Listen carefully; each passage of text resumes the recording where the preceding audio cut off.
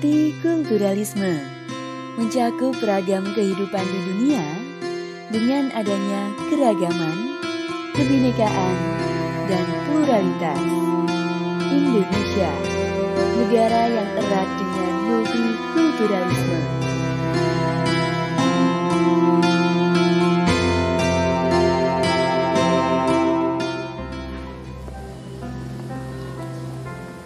Assalamualaikum Bapak. Waalaikumsalam ya. Dari mana? Saya dari Universitas Merdeka Malang. Jadi sebenarnya perkenalkan, nama saya Nanda. Di sini saya perwakilan dari kelompok 2 di mata kuliah kewarganegaraan. Sebelumnya boleh Bapaknya perkenalan dulu biar teman-teman juga yang audiens biar kenal juga ya sama Bapaknya. Ya, perkenalkan, saya sebagai pemangku adat dan budaya di Punden Mataraman, Bandulan, Kota Malang.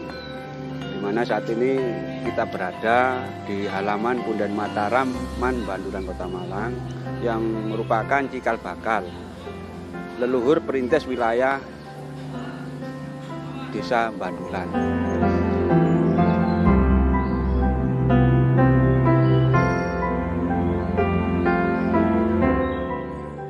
Ya, di sini saya akan membahas ya terkait multikulturalisme.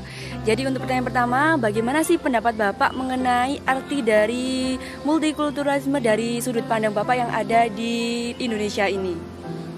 Multikulturalisme itu sebenarnya bagian daripada kehidupan kita dalam berbangsa dan bernegara secara garis besar ya. Itu merupakan pengembangan dari 5 sila Pancasila itu. Karena penduduk Indonesia itu terdiri dari berbagai macam suku, adat, dan budaya, termasuk di wilayah Bandulan ini khususnya yang kita adakan wawancara ini. Terdiri dari berbagai macam latar belakang pendidikan, adat, dan budaya masyarakat yang berkumpul jadi satu di wilayah Bandulan, secara garis besar Kota Malang dan meluas Nusantara. Kenapa kok bisa bersatu?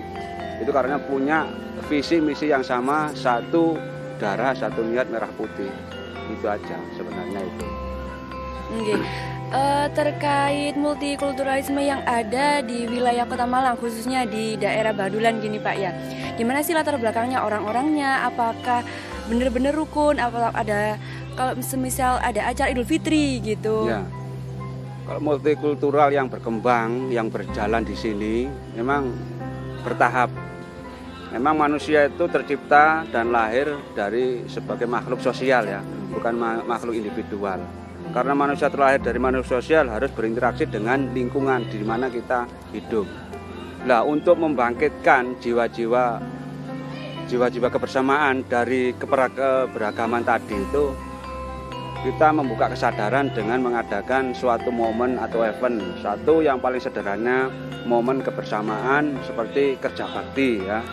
Nah, dari kerja bakti itu nanti kita akan tahu kebersamaan warga, kebersamaan lingkungan itu bagaimana. Mengadakan momen bersih desa, seperti kayak kita Agustusan, kita mengadakan momen Agustusan. Itu nanti akan muncul kebersamaan dari keberagaman masyarakat yang ada.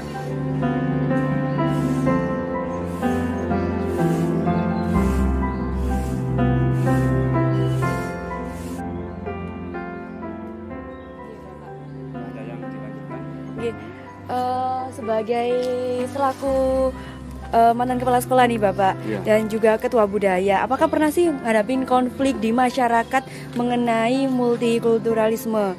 Bahkan tuh banyak sekali terjadi perbedaan antara masyarakat yang lain dengan yang satunya. Ya, konflik itu selalu pasti ada, dimanapun kita hidup pasti ada problem ya. Karena itu bagian daripada proses perjalanan, apapun perjalanan itu.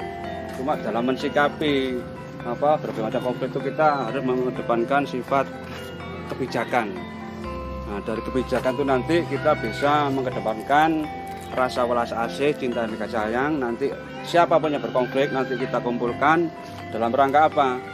Menyamakan irama, langkah apa yang harus kita lakukan untuk menjalin kebersamaan tadi itu. Iya. Apapun bentuknya.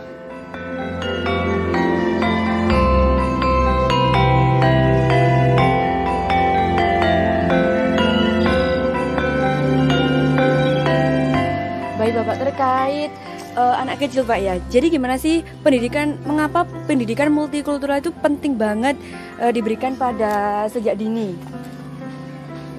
Pendidikan itu dianggap sangat wajib dan penting karena multikultural itu bagian daripada aplikasi penerapan dari 5 sila. Sila ketiga Persatuan Indonesia. Nah, garis kecilnya untuk pendidikan ke anak kecil, ke generasi itu agar timbul jiwa kebersamaan, jiwa sosial, hidup bersama, bermasyarakat, agar dalam bermasyarakat kita tidak individual.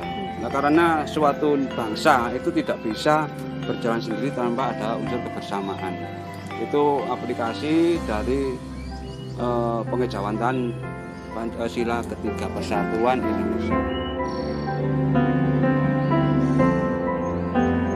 Bapak, bisa kita izin singgah ke dalam? Nah, dengan hati monggo kita dampingi. Kita permisi dulu kepada leluhur sini, berdoa sesuai keyakinan masing-masing sebagai bentuk rasa hormat dan terima kasih.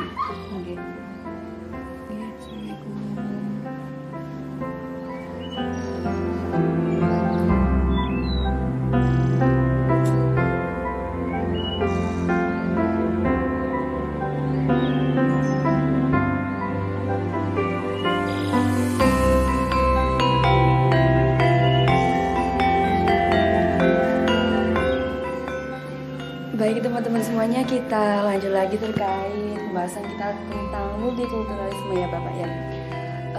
Biasanya tuh orang kota itu gimana ya, gak mengenal apanya ada adat istiadat gitu pasti Pak.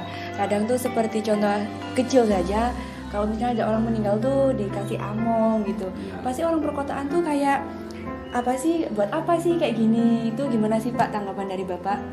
Karena dari sesepuhnya leluhurnya tidak ada yang mengenalkan, atau dari tokoh yang lebih dahulu tidak ada yang mengenalkan. Kalau ada yang mengenalkan, itu pasti generasi itu nggak akan lupa, nggak akan asing dengan budaya sendiri. Nah, sementara kita generasi ini saat ini itu lebih dominan dengan budaya, mengedepan budaya luar. Sementara budaya kita sendiri, dari leluhur kita sendiri, nenek moyang ini sendiri kita lupakan. Nah, karena tidak ada yang mengenalkan. Kalau ada yang mengenalkan, itu pasti mereka akan memahami, oh begini tradisi. Padahal budaya itu akar daripada kekuatan NKRI. Contoh, kayak kita nanti singgah masuk sowan ke Bunda sini leluhur sini. Kenapa saya bakar kupang? Nah, itu salah satu aplikasi dari multikultural. Apa multikultural? Kan kita nggak kenal dengan beliau dulunya. Akhirnya, oh ini leluhur ini, akhirnya kita kenal, tahu. Nah, sebagai rasa hormat, rasa terima kasih, rasa bakti, bentuk kehormatan kita itu ya dengan berupa aroma pewangian. Kalau kita sowan ke teman, ke sesepuh, kan kita bentuk hormat kita membawa oleh-oleh. Nah, itu rasa terima kasih kita itu. Terima kasih Bapak sebelumnya. Ya, terima kasih kembali. Mudah-mudahan apa yang saya sampaikan ini bermanfaat untuk semuanya. Amin. Terima kasih Bapak. Wassalamualaikum warahmatullahi wabarakatuh.